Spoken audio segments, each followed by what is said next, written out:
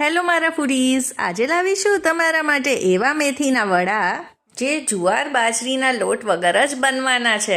એના માટે મિક્સર જારમાં લસણ, આદુ, મરચાં, જીરું અને આખા ધાણાને પીસી લઈશું. આજના ઇન્સ્ટન્ટ વડા બનાવવા માટે 3 કપ પૌવાને ધોઈ લઈશું અને તેને 5 મિનિટ નીતરવા દઈશું. પછી તેને એક વાસણમાં કાઢી આ રીતે મેશ કરી દઈશું એટલે તેમાં બાઇન્ડિંગ આવી જાય. કટ કરેલી 2 કપ મેથી એડ કરીશું. 2 ડુંગળીને સ્લાઇસમાં કટ કરીને એડ કરીશું. સાથે 1 ચમચી તલ, 8 થી 10 અધકચરા વાટેલા મરી, ગરમ મસાલો, આમચૂર પાવડર, હળદર પાવડર, લાલ મરચું પાવડર અને જે આપણે પેસ્ટ તૈયાર કરી તે 1 ચમચી દળેલી ખાંડ એડ કરી બધું મિક્સ કરીશું. બાઇન્ડિંગ માટે શેકેલો બેસન એડ કરીશું. પછી સ્વાદ પ્રમાણે મીઠું અને 1 ચમચો તેલ એડ કરીશું. હવે મિક્સ કર્યા પછી બાઇન્ડિંગની જરૂર લાગે તો થોડોક ચણાનો લોટ ફરીથી એડ કરીશું. તો અહીંયા મેં 6 ચમચી ચણાનો લોટ એડ કરી આ રીતે આ મિક્સચર તૈયાર કર્યું છે અને પછી તેના આ રીતે વડા તૈયાર કરી લઈશું. હવે આજે તો હું આને શેલો ફ્રાય કરી રહી છું. તમે ડીપ ફ્રાય પણ કરી શકો છો